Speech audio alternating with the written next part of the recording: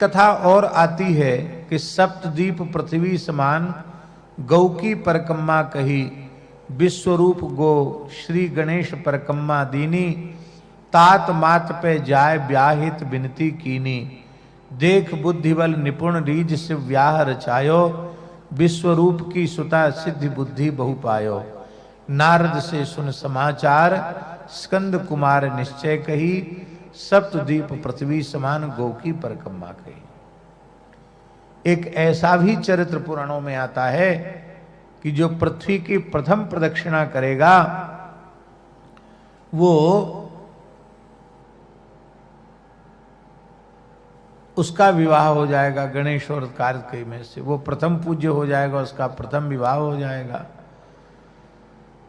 तब श्री गणेश जी ने गाय ही विश्वरूपा है ऐसा मान करके उभयमुखी गाय की परिक्रमा कर ली। उभयमुखी गाय का मतलब होता है जिस समय गाय बछड़ा बछिया देती है और उसके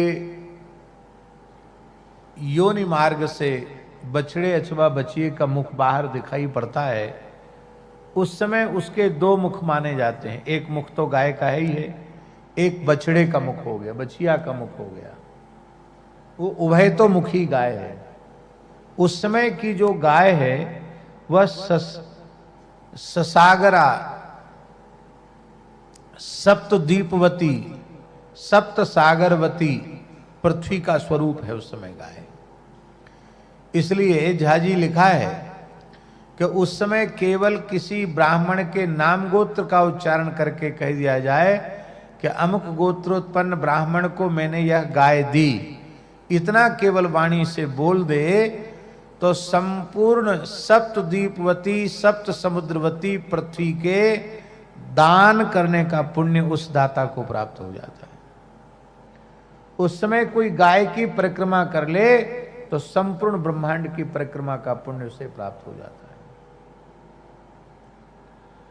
महाराज जी पराशर स्मृति में लिखा है, बृहत पराशर स्मृति में, एकत्र पृथ्वी सर्वा सशैल वन कानना, तस्या गौ जियायसी साक्षात एकत्रो भयतो मुखी। एक और सशैल वन कानना सप्त द्वीपति सप्त समुद्रवती पृथ्वी हो और एक और केवल उभय तो मुखी गाय हो, उसमें श्रेष्ठ कौन है? तो महर्षि पराशर कह रहे हैं स्मृति में, इसमें उभय तो मुखी गाय श्रेष्ठ है।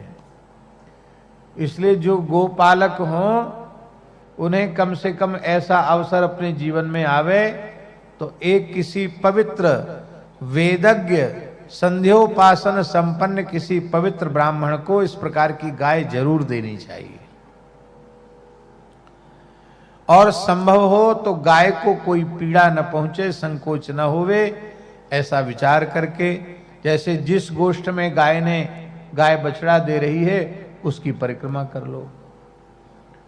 और जड़खोर गोधाम में तो आपको करने पर अपने आप इतने बड़े गोष्ठ में कहीं न कहीं गाय ब्याई रही है तो आपकी एक परिक्रमा में भी ये लाभ आपको सहज ही मिल जाएगा। तो संपूर्ण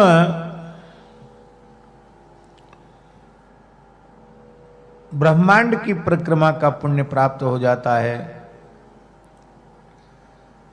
सप्त गो माताओं की परिक्रमा करके ही देवगुरु बृहस्पति देवताओं के गुरु हुए, भगवान श्री हरि सबके आराध्य हुए, देवराज इंद्र वह संपूर्ण देवताओं में अत्यंत पूज्य हुए।